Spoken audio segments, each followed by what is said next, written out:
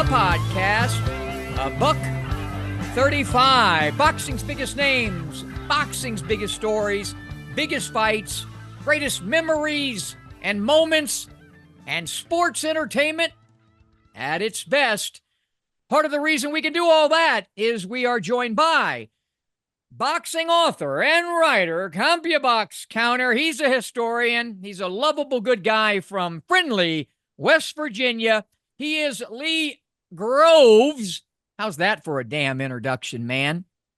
That is a great introduction. But, you usually ask me how I am. Well, really, the operative question is, how are you? Because we did take a week off to deal with some dental surgery that you had to undergo. So how you recovering? Yeah. And this is a perfect segue to talk a little bit about a new friend of the show, Dr. Nam Phan. He is a dental implant expert. He's located here in Vegas on East Flamingo Road. He's also got a New York location. And again, everybody's worried about cost these days. And if your dentist is too expensive, and many of them are, I would highly recommend you give them a call, 702-637-9168 here in Las Vegas, 702-637-9168. He has some really flexible financial options for you. And basically, I'm telling you, if Dr. Nam can't help you with your implants and your monetary situation and paying for it, nobody can. Dr. Nam Phan, again, he is a dental implant expert. We're going to do a lot of stuff over the next year. These things take time when you do implant surgeries, but damn, I look pretty good, don't I? Anyway, Dr. Nam. But yeah, it was an interesting week, and that's why when you get into implants and things of that nature, because you're dealing with your sinuses and bone, and it's you forget about little a DDS or just a dentist. They can't handle it. You need an expert. You need a surgeon. You need Dr. Nam. Okay, from that, speaking of experts, you're an expert on so many things, pugilism. Before we get to what we're going to go right into, and that's some recaps and previews, tease, if you will, our final segment right after I say who our special guest is going to be coming up, and that'll be a guy who was a WBC and lineal, a welterweight champion from the UK with love, John H. Stracey. He'll join us in a bit, but after that, you're known for memories and moments. Boy, we have a special one to wrap up the show. Now, you all are watching this on October 5, but we are taping on October 1. And October 1, 49 years ago, one of history's greatest heavyweight championship fights, one of the most vicious, brutal, grueling fights of any kind, took place in Manila. And that was the third meeting between Muhammad Ali and Joe Frazier, called the Thrilla in Manila by Muhammad Ali. And it turned out to be certainly that. So later on in the show, we're going to relive, recap, talk about our own memories, what happened, and so on and so forth. It should be a very nice trip back in the Wayback Machine. And speaking in the Wayback Machine, do we have a few reviews to talk about, don't we? Well, we do. And I'll start out with what happened last Friday. Last Friday, ESPN aired a triple header featuring two highly touted prospects who are now highly rated contenders, and a Crossroads Championship contest that produced a side story that ended up overshadowing the combat inside the ring.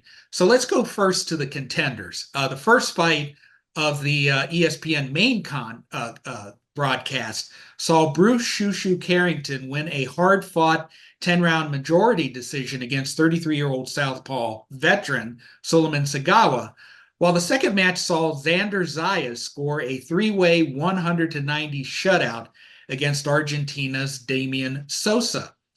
And the main event saw Sandy Ryan lose her WBO welterweight title to former unified 130-pound champion Michaela Mayer.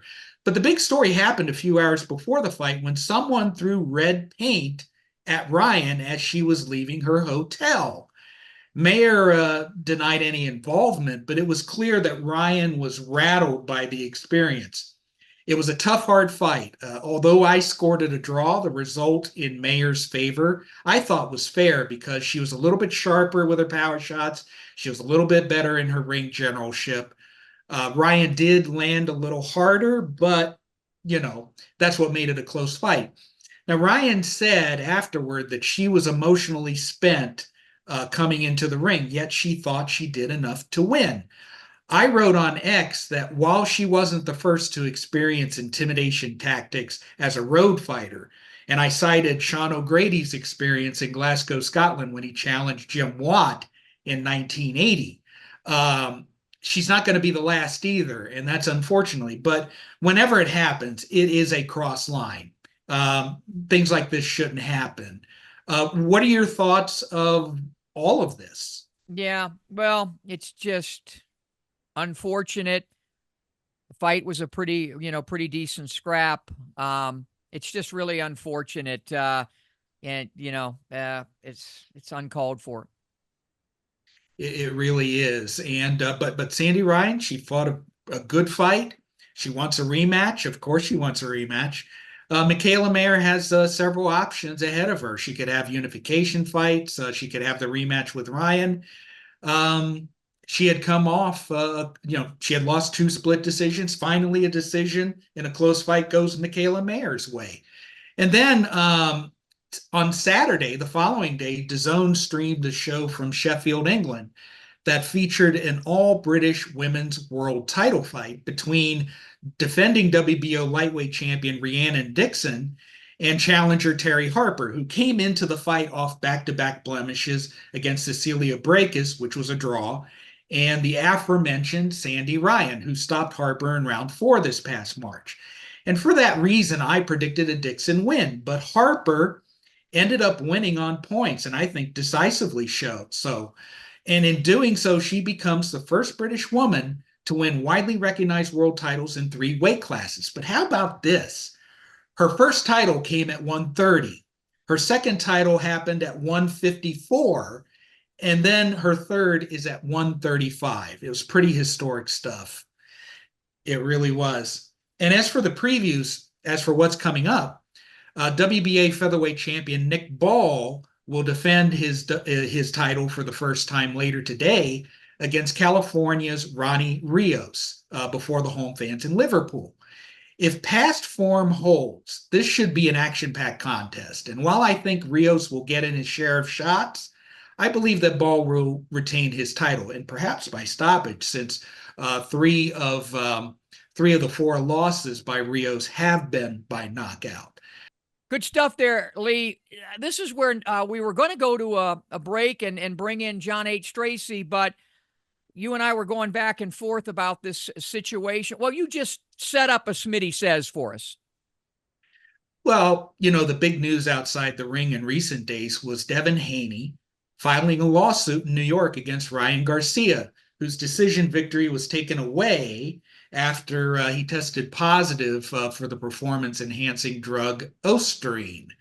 Garcia has since been suspended for a year, and he was fined $1.2 million after he reached a settlement with the New York State Athletic Commission. But Haney wants more. He is suing Garcia for battery, fraud, and breach of contract in connection with the doping violation.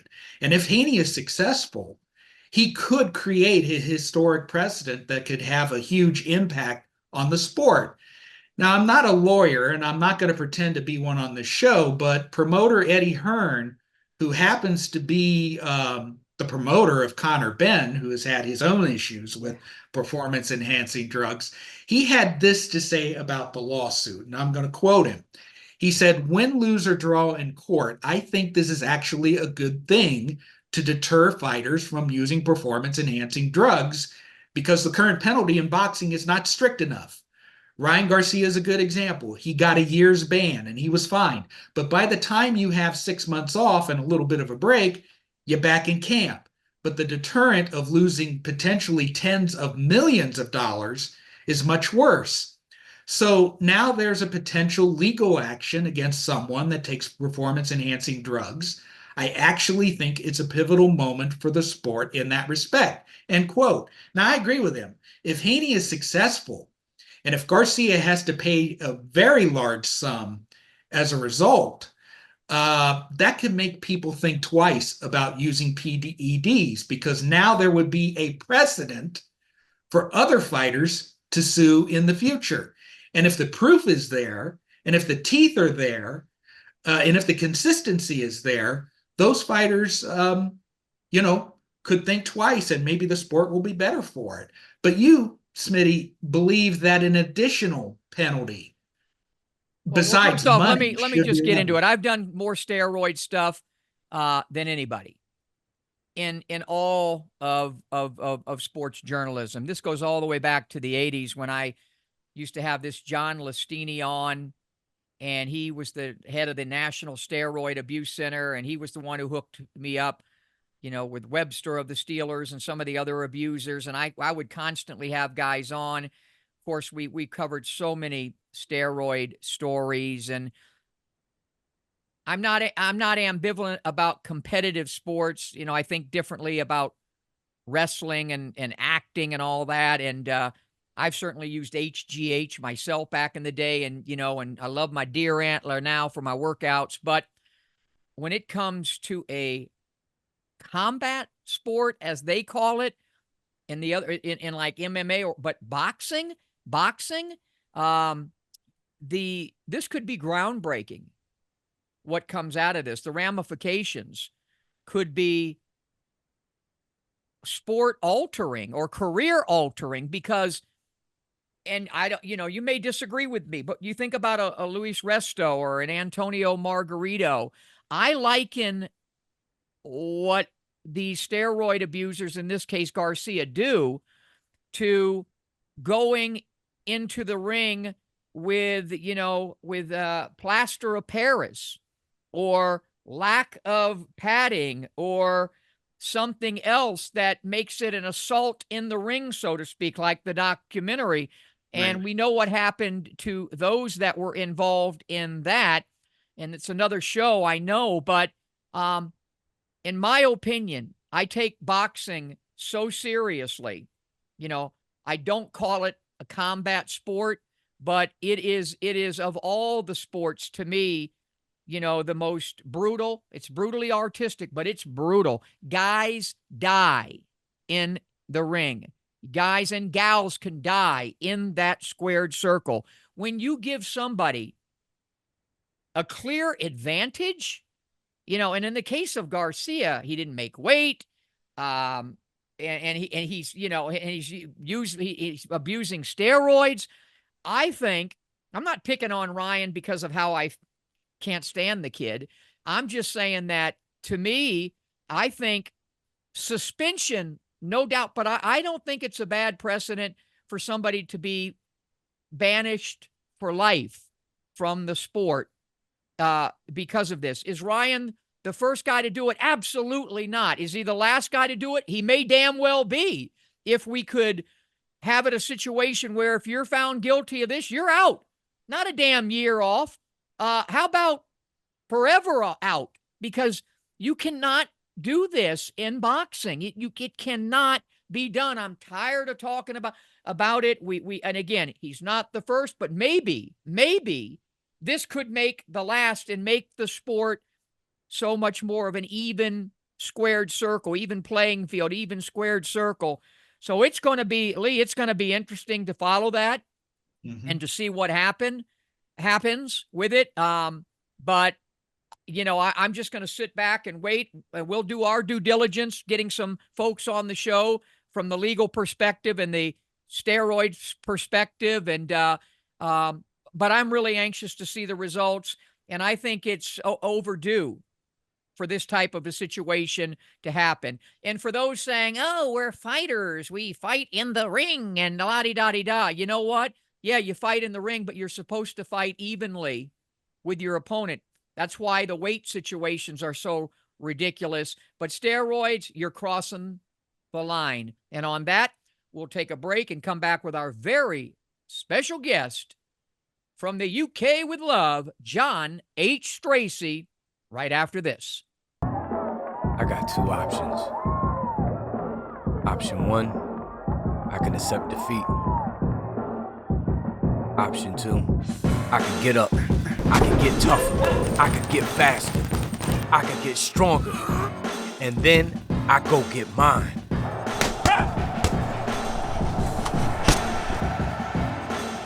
I made my choice. Have you made yours? Back in this corner, the podcast 135, boxing's biggest names, boxing's biggest stories, boxing's biggest fights, greatest memories and moments. And those memories and moments will follow this interview again today as we tape the 49th anniversary of the Thrilla in Manila. And we'll talk about that. But right now, we're going to go to the UK, across the pond with some love, with a former WBC and lineal welterweight champion of the world, John H. Stracey, my good pal, joins us. How you doing, John H.? Very well, Smitty. Doing great. Thank you very much. Yeah, all good. All good. Still punching. Great. Yeah. It's great to see you. Before we get to and dissect that wonderful career of yours, talk about what you're doing these days. Tell the fans all over the country, all over the world, what you're doing. Yeah. Well, I'm still, believe it or not, I love my singing. I love me singing. Hey, Jude, don't make it bad. Very good. So what we've done, we've written a show, and it's a life story on me from a young kid from the East End, boxing, being a problem child, getting in trouble, but getting out of it, doing the right thing, starting boxing, and then obviously winning after 16 years, winning the world title. And we're doing it as a show. And hopefully it's going to be on about April, May here in England. And I've written a couple of songs for it as well, my own songs. So that's good. And we're hoping that it sort of hits a little bit and then hopefully take it around. So if it goes well, we'll come to Vegas and do it. What better place to do it? The reason I started singing that song is because when you and I put down about our third glass of wine, we go right into the Beatles together. Absolutely. We've closed down a few lounges. We're going to go back into where you're at now in a moment, but I'm going to flip it to Lee Groves to get us there and dissect that wonderful pugilistic career of yours. Thank you very much. Before I go into the formal questions, I do have, what does the H stand for? Well, I usually say handsome, but it's not. It's Henry. John Henry. Awesome. Yeah. Well, before you were world champion in the professional ranks, you were an Olympian. Yes. I was an Olympian, yeah. In 1968, you traveled to Mexico City as part of the British contingent. And That's while right. you were in your first match by split decision, you were eliminated in the next fight by America's Ronny Harris, who went on to win the gold medal. What are your memories of the Olympic experience, from the opening ceremony, the athletes' village, competing in the tournament, so on and so forth? Well, I would always say that if I hadn't have won anything other than obviously winning world titles, British titles, European titles, the Olympics would have been the greatest thing ever. I mean, you don't realize what it's like until you're taking part, until you're being flown, especially in Mexico, because, we had to be there 3 weeks before to acclimatize. And obviously I had to do that again when I boxed there again 6 years later or 7 years later. But it was just an amazing, to go in the Olympics. If anyone goes in the Olympics, they'll understand exactly what it's like. And that's why I'm so proud of being English and British, because, of our king and queens we've had. And, when you box in the Olympics, it's like you are boxing for your country, like you would in America. You're very favorable to your country and you love it. And to box in, especially in Mexico, when we first went there, because of the altitude, And you know, it was very, very difficult. We had to be there 3 weeks before to train, and everything was against you, you know, as you were doing every day. So it was a remarkable place to go to. And when I boxed the first guy, Marv Arneson, that was a very tough fight. He was a good fighter. And I was only 18. Do you know, the funny thing was, we actually flew out on my 18th birthday on the 22nd of September to Mexico. And when we arrived there, because of the time difference, I went back to 17 for an hour. And then, yeah, and then I became 18 again within the next hour. John, you've been going back you've been going back age your whole damn life. Well, anyway, so I was 18 when we got there. And 3 weeks after is my fight. So I'm still the youngest English boxer ever to appear in the Olympic Games at my age. And I think what was great about it was that, you know, people don't realize until you're boxing for your country just how great it is. You feel so honored, absolutely honored, you know. And I was absolutely honored to be a recipient of boxing, especially for, as I say, Great Britain. And I lost in the quarterfinal to Ronny Harris, as you probably know. And I lost on a 4-1 decision. And it was a majority decision. And I was, you know, what was great about that was I was the only one to take a decision off him in the whole of the games. And he came up to me after, and he was with George Foreman because they were friends and they both won the Olympics. And he said to me, you know, you were the hardest boxer I've boxed so far. And then when it finished and he won it, he came over again and said to me, you was the best one I boxed in the games.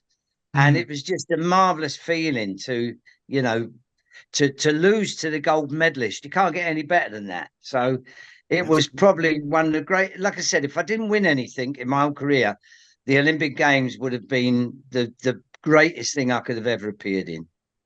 You know, another honor that you won during your career was the British title. Yes. You avenged a controversial disqualification loss to Bobby That's Arthur right. by stopping him in the 4th round.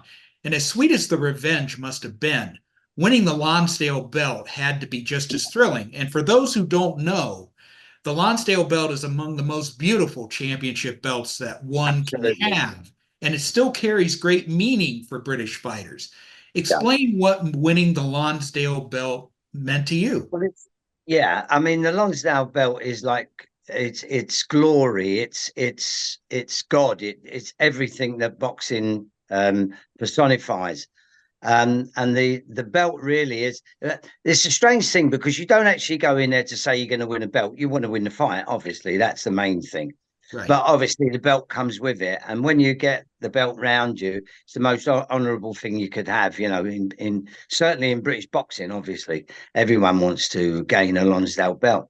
And I think what was great about that was I lost the first fight on a disqualification, and I won every round. You know, and everyone knows that, they all see it. And because I got disqualified for hitting on the break, so supposedly. And the fighter actually stayed down, made it look like I hit him low. They made an immediate rematch, you know. Right. And of course, about 7 or 8 months later, I, as you say, I knocked him out, stopped him in the 4th round. And that really gave me great comfort because I knew I'd got beat on a bad decision. The referee made the wrong decision. He didn't do it right. The fella stayed down and, you know, he didn't get up. And so it all had to be done again. But when you finally win and you get that belt round you, it's a great honor, a really good honor. And you also mentioned you won the European Championship against Roger Menetre. I did. Was a good fighter. Yeah, well, that was in Paris. Yeah, that I won that at the Roland Garros tennis stadium. And the amazing thing about that was just recently, our anniversary was the 30th anniversary of our marriage was the 27th of May, 1994. So we've been married 30 years. But I won the European title in Paris on the 27th of May, 1974. Was that Roland Garros? Was that at Roland Garros? Roland Garros, yeah. And we went over there this year to celebrate our anniversary and my victory. and we went on the canal barge. You know, you go on it, it's a dinner, and you're out for 3 hours on it. And we had the most great time. And then the next day we went to Roland Garros, and I've got my belt, which is being done at the moment, my European belt being put in with the Roland Garros tennis and Roger Menatre, who I beat in the in that championship. So and Kathy Jane has the best legs that's ever been on Roland Garros, better than any of those damn tennis players. Continue, oh, Lee. I know. Oh, absolutely right there. You don't miss your tricks, Mitty. You don't miss your tricks. I've been doing But this for a while. Yep. Yeah, you're right. But it was great. I mean, Paris, you know, also Kevin Finnegan won as well, who was the middleweight, and he beat Jean-Claude Boutier, who was a fantastic boxer, as we know. And so it's the first time that two British fighters have gone over to Paris or gone over to France to win the European titles. And then what's amazing, before that, you probably know when I boxed in Vegas, right? As a coming up boy, you know, and that I tell you, if I hadn't won nothing, that would have, as professional, that would have been the greatest honor for me. Yeah, that was on the undercard of an Ali. Was that Ali Bugner? It was Ali Bugner, John Conti, Terry Daniels, and I boxed Danny McAloon. And I got the last win. So, and then would you believe this here is the cup that we won. Look, this cup here. Wow. Oh, wow. Yeah. And it's got on it, it's got presented to John H. Stracey by the Nevada State Athletic Commission, Las Vegas, USA, February 14th, 1973.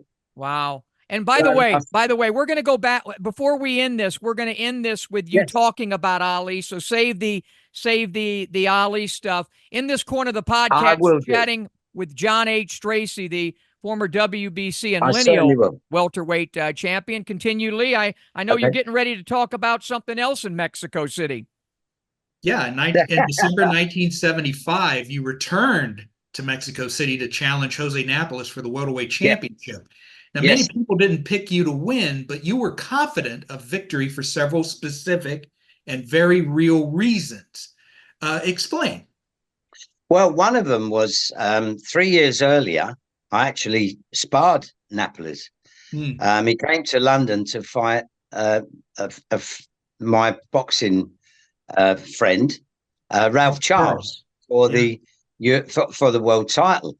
And I sparred him. And my manager, Terry Lawless, at the time, he said to me, you know, just take it nice and steady. Don't go mad. Just nice. And, you know, this was 1972, by the way, not 75, obviously.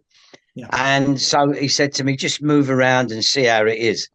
So for the first 3 rounds, obviously I was sparring him and doing quite good. But then when it got to the 4th round, doing one more round, my manager then said to me, look, just jab him. I don't want you to do anything else but jab. So I said, well, what? I said, just jab. He said, you're left-handed, which I am, which is a great thing. He said, so just jab him. Anyway, I did that. As if I didn't have a right hand. I just jab. Anyway, when we finished and we're going home in the car, I said to him, Terry, why did you ask me just to, you know, box him with a left hand and not do anything else? He said, well, you're left-handed. He said, that's your punch, your left hook and your left hand. He said, I think if you ever box him in the future, that's what's going to win it, your left hand, you know, because the way you box. And I went, oh, all right. I didn't think no more of it, you know, yeah, all right. And of course, when you see the fight, you see the jab after the first 2 or 3 rounds where I'm, you know, getting into the fight, the jab starts coming out and it's hitting him quite a lot. And I think that really helped. That was a good thing. You peppered him with that. You peppered him with that jab early and often. You had a great left jab. Yeah, I did. Yeah, but I just say the good thing for me is I tried as a kid to be a southpaw, but I couldn't throw my right hand. But I used to throw my left hand as a southpaw. So I was told in the gym to turn round. So I turned round and obviously become orthodox. And what was that transition for you? Yeah, I just couldn't throw. What it was, I couldn't throw my right hand. I just used to stand there going like this across, like that with my left. And I was shaping up as a southpaw rather than just throw my left as orthodox. And then when the trainer turned me round, so I could throw orthodox punches, the right hand could come over, but it couldn't come over when I was throwing the left. I couldn't throw it out as a jab. I just used to throw my left hand, bang. And the other factor that made you confident, I remember asking you this question at a ringside lecture at the Hall of Fame a few years earlier. You said that your previous experience at the Mexico City Olympics really helped you adjust to you had already experienced the 8,500 altitude, so you knew what to do. Oh yeah. So we knew exactly. Well, that's why I was there nearly a month to train to get to, because when we went there, first of all, we tried to run the first day when we got there as Olympians, and everyone was conking out. We go like that with the altitude. So we just had to walk them for about 3 or 4 days. And then it took about 2 to 3 weeks to really get the best out of it, to get acclimated to it. Yeah. Yeah, that makes sense. Yeah. And so when we flew out there to go, we was there more or less nearly, I would say about 3 weeks and 4 or 5 days, probably nearly a month. And that was the best thing I could have ever done, because if I hadn't have done that, when you get those middle rounds, if you're still competing, they're the tough ones. That's what's going to knock you, especially in them days, being 15 rounds, not 12 rounds. When you get to that 9th or 10th as a 15 rounder, that's hard. But today, when you get to the 6th or 7th, it's not so hard. You also had to get off the canvas in about as early as it could be in round 1. Oh, don't. Do you know, I felt terrible that. And it was funny because when I got back to the corner, Mickey Duff, we all know what he was like. He's gone, oh no, not the first round, and then obviously, you've got to shape up, because it's a funny thing, it's like Mike Tyson said, you have a plan until you get hit. And that's exactly what happened with me. I thought I'd throw the left, keep it going. And when he came across me and caught me, it sort of went out the window a little bit, but then I had to shape up and get back into it again. Yeah. So it was quite tough. Lee's going to start going through these fast because we want to get them all in, but I do want to interrupt him and ask you where you rank Napoles in terms of in the pantheon of the greatest welterweights of all time. Doesn't he deserve to be in the top 10? Oh, I think he's got to be every bit as good as anyone in the welterweight division. I mean, he had something like, I think 13 defenses or something around that figure. And when he lost, when his eye got cut, that was just unfortunate. And then he won it back straight away. So he was very, very capable, And when I sparred him, it was a tough sparring session. And, the left hand, we knew that's what could win it. But, he was catching me a bit, and he could kid you as well, He kidded me a few times and then come out with that right hand right over the top. And as you're going forward, it suddenly catches you and you're back again, So you have to be careful. And obviously that's what I was. But, I think he should go down as one of the greatest welterweights of all time. There's no doubt about that. Okay. I think he was that good, Paint a picture for me. Okay, so you had Napoles along the ropes, and you're hitting him with all these straight, fast punches in a row, and then the referee jumps in and he stops the fight. Explain the exhilaration and the feeling that you must have had at that moment. The feeling, well, it's a build-up.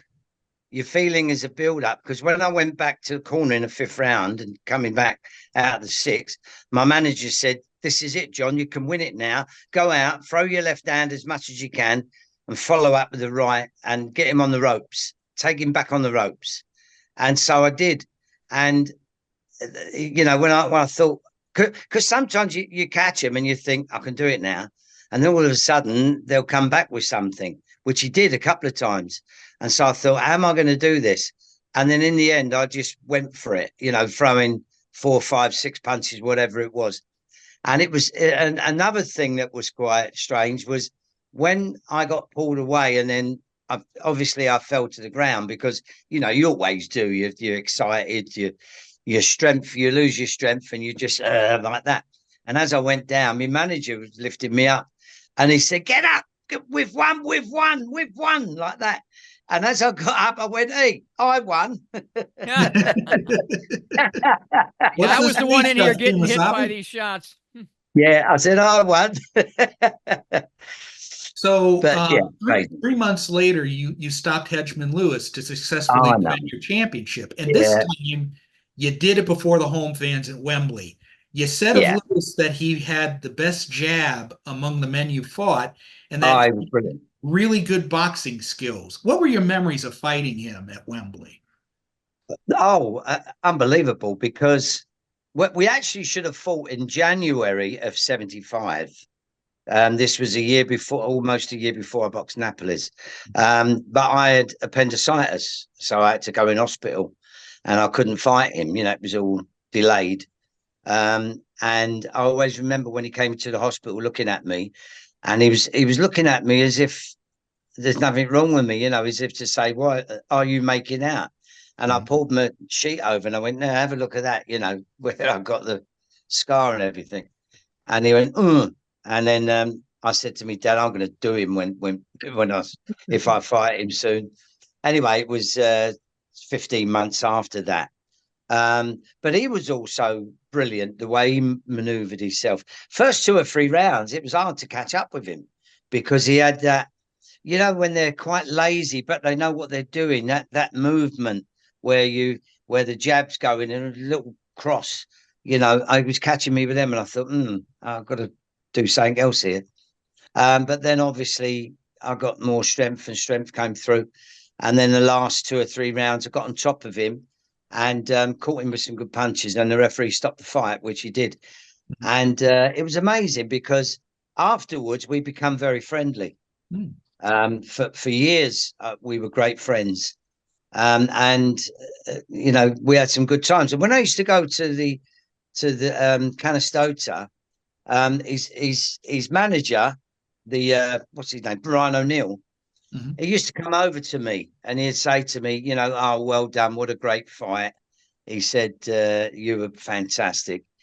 And I said, oh, thank you very much. And he said, and I lost a lot of money against you. So I said, why is that? He said, I had a bet with Tom Jones. He said that that my man would win. And Tom Jones had a bet on me. He told me that as well, Tom. And it's not great, unusual for Tom to do those. It's not unusual. I was going to say that. It's not unusual. But yeah, but that was a great fight. You know, we had the British thing. Everyone was so alive in Wembley. It was just magic that night. You know, great.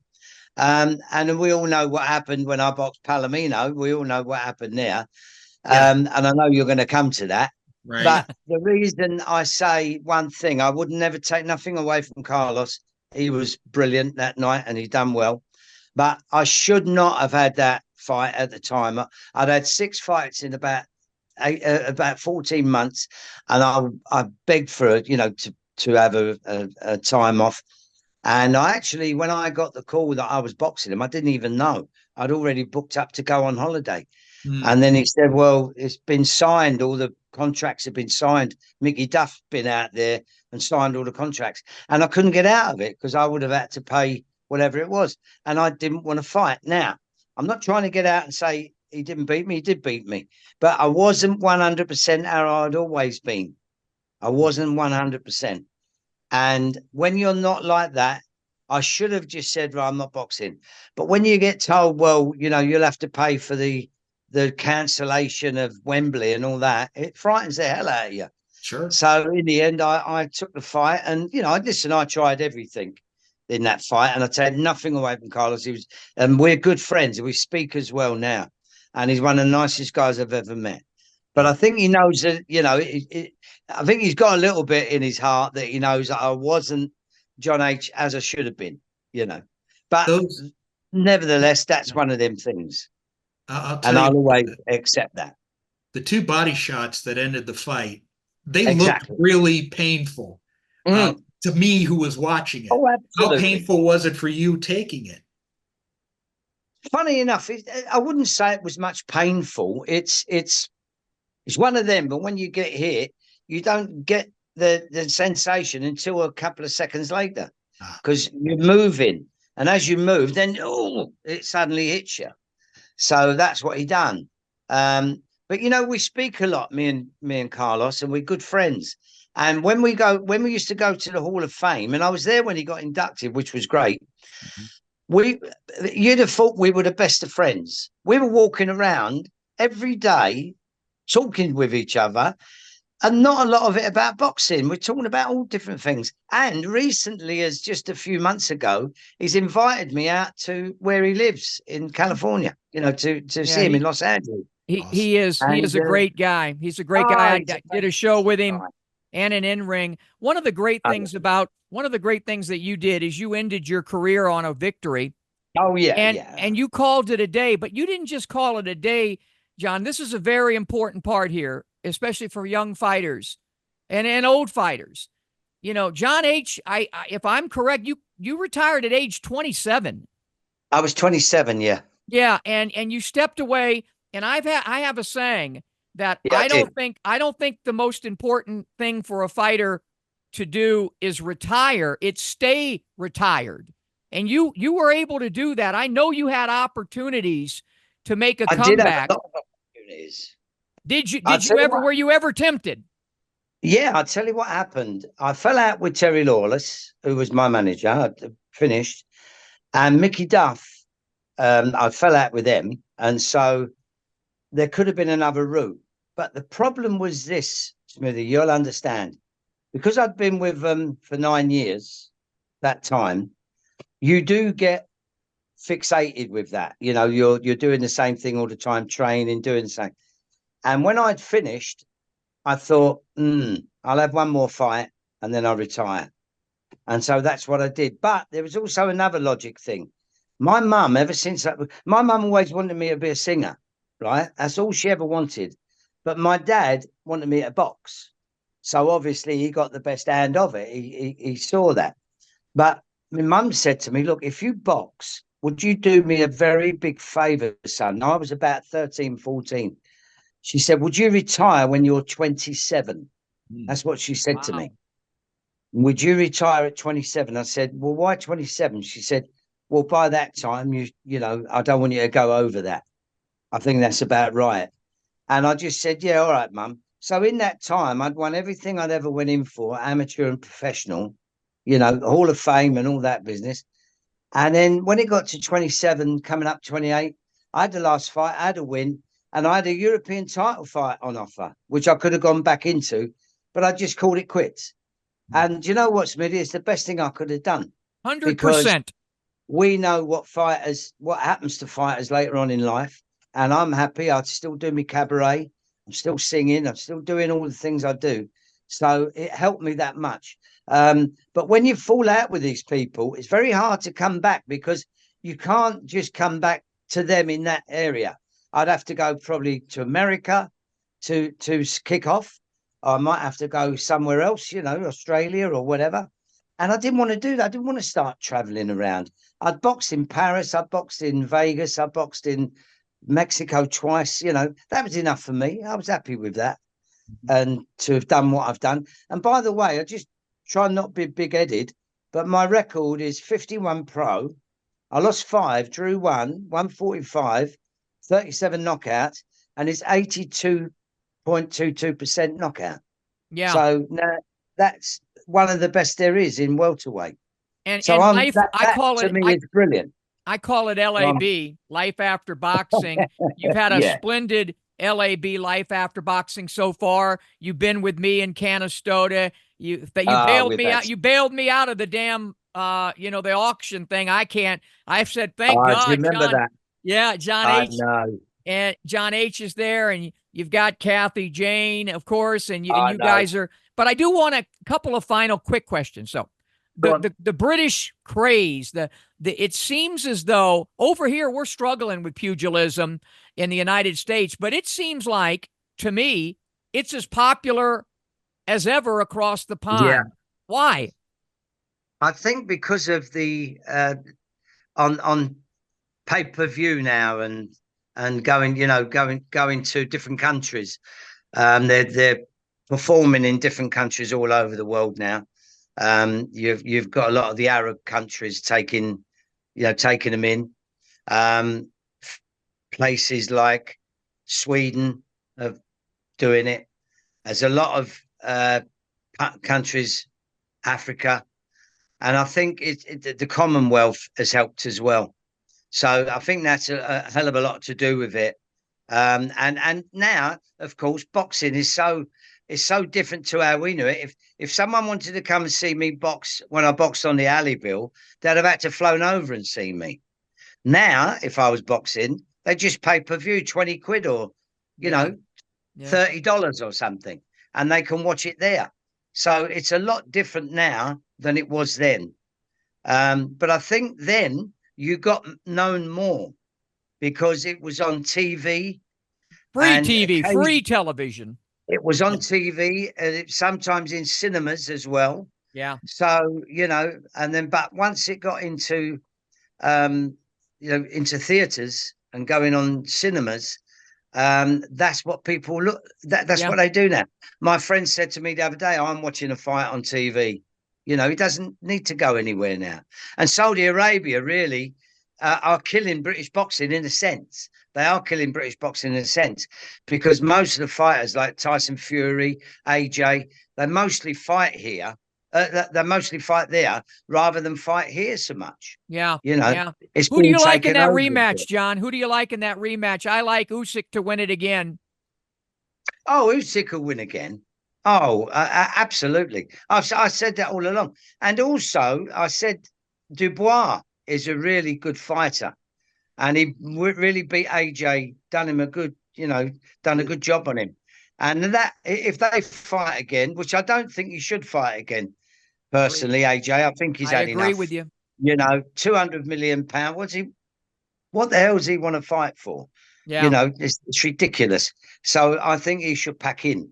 But the other fight, I think once that's over, they should both go. I agree. Finish. Yourself. You've seen them at Canastota. A lot of them we know. They can't even talk, some of them. And you've got to be so careful, So let's wrap a bow on this with a couple of things.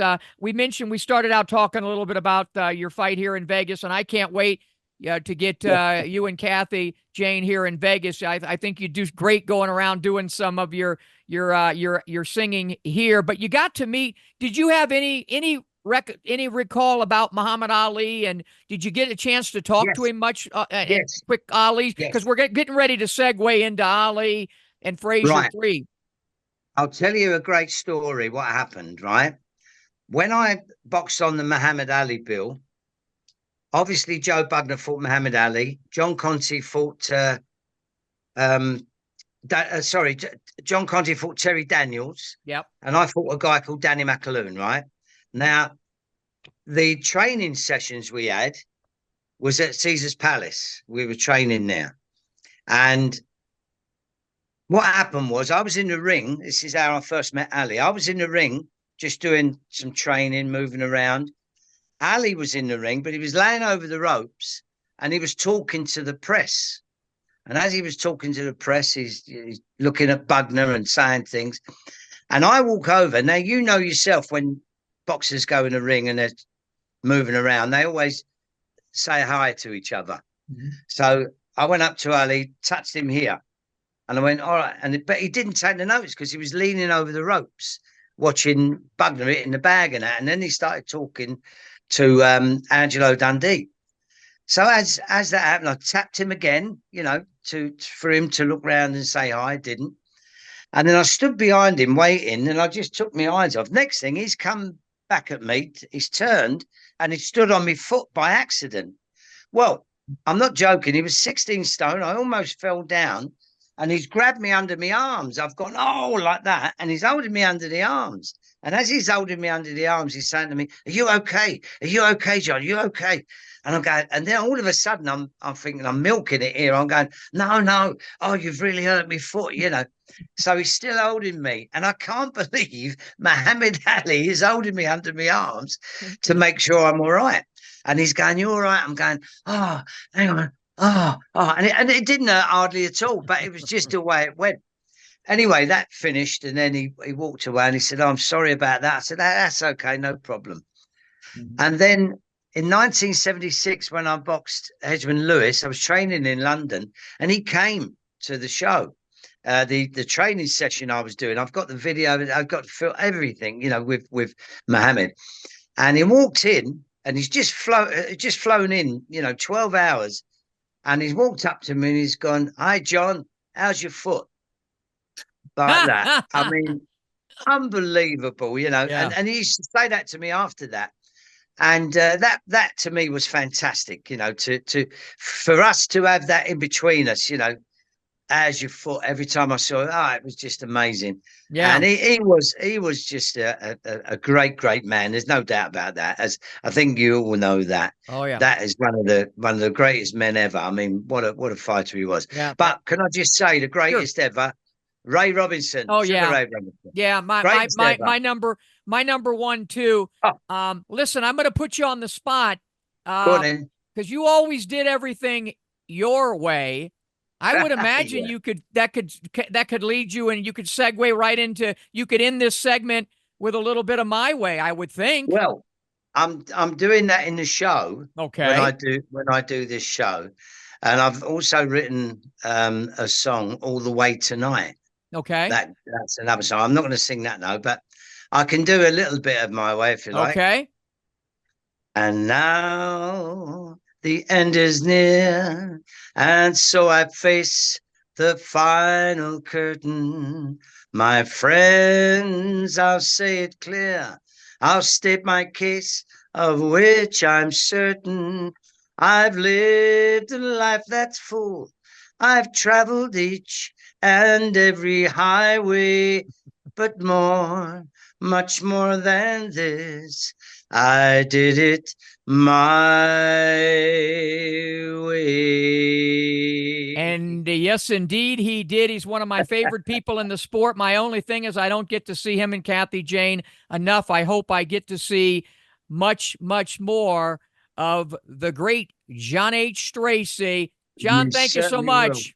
Smitty, it's always good to see you. I'll be speaking to you soon. But can I just say, we're definitely going to be there next year, early.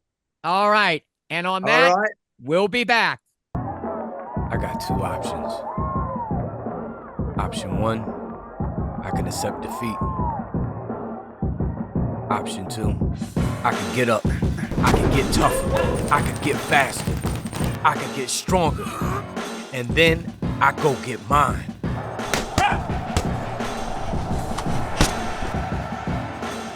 I made my choice. Have you made yours? Great stuff there with John H. Stracey. And now we talk about a historical fight, and with a historical nickname.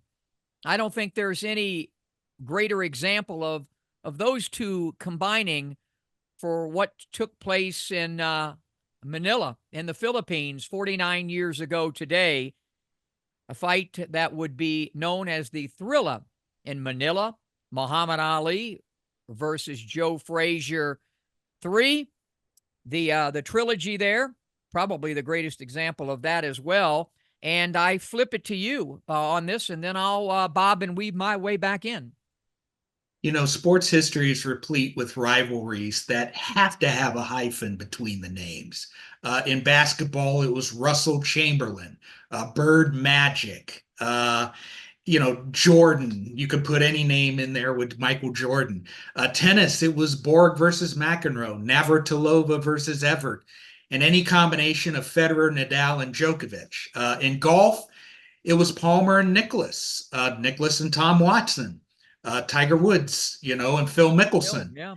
NFL football, it was Brady and Manning. And in boxing, we have a ton of them. But the most celebrated is Ali versus Frazier. And on the day we're taping, October 1, this is the 49th anniversary of the final installment of their trilogy, the Thrilla in Manila. Now, the name, by the way, was coined by Ali himself. Don King called it the fight of our lifetime. And in a way, both of them were right. It was a Thrilla in Manila, and it was a fight for our lifetime for those of us lucky enough to have experienced seeing it. And, we couldn't have known going in that Ali and Frazier would produce one of boxing history's most violent and grueling title fights. After all, Ali was 33 years old. Frazier was 31. Both had been through the mill. Both had fought each other twice, and they were punishing fights. And both were perceived as being on the other side of the mountain. And really, the general assessment was that Ali was kind of doing Frazier a favor by giving him one last big payday before he goes out the door. But then, after the first 5 rounds, Frazier began hitting his stride. The fight really was fought in 3 different parts. The first, Ali dominated. Rounds 6 through 10, Frazier dominated the fight. He hurt Ali a few times. And he was in such a state after round 10 that it was said that, he told his corner that this was the closest thing he ever felt to death. Not just because of the beating that Frazier had dished out, but also because of the heat and humidity. There was no air conditioning inside the Araneta Arena. But despite how awful Ali felt, he somehow dug deep and found a fresh supply of energy. And in rounds 11 through 14, he absolutely pounded on Frazier. Frazier's eyes were swelling rapidly. And once he stopped his bobbing and weaving, Frazier really became a sitting duck. And Frazier, he did his best. And in my book, Muhammad Ali by the Numbers, which is right here, and it would make a great gift for anybody now that the holidays are coming up. According to the numbers, Ali landed 173 total punches compared to Frazier's 83 in those final 4 rounds. And in the 14th round alone, he landed 50, 5-0 to Frazier's 8. And he landed 68% of his total punches and 68% of his power shots.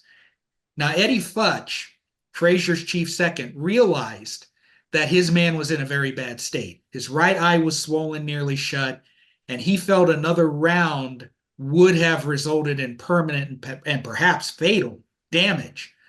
But what Futch didn't know was that Ali was about ready to quit himself, at least according to Willie the Worm Monroe, a member of Frazier's camp. He was seated near Ali's corner, and he overheard Ali telling Angelo Dundee to cut the gloves off. And this was a story that was later confirmed by Wally Muhammad, by Ferdy Pacheco, and by Ali himself to author Tom Hauser.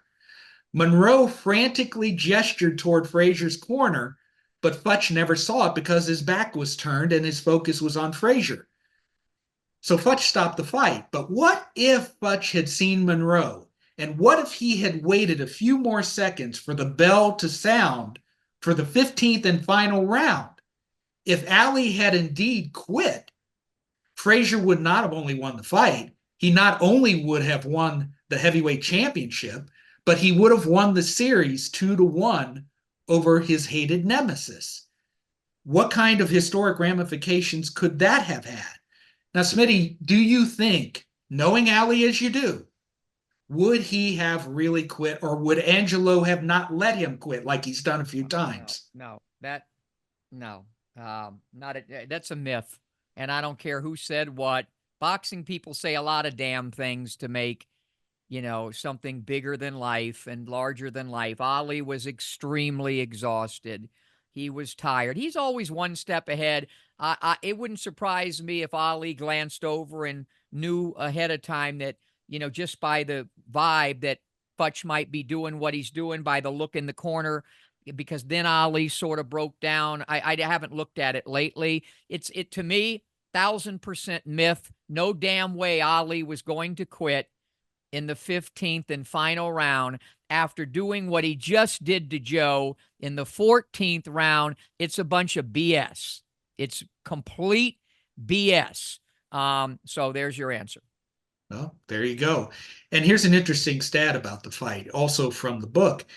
In that fight, Ali landed 443 total punches to Frazier's 354. Wow. And in their 3-fight series, they landed a combined 1,858 total punches on each other. Wow. This is incredible. Yeah. This and more can be found in the book, which can be gotten on Amazon. But Put that book up again, baby. here it is. I wrote it with my boss, Bob Canobio.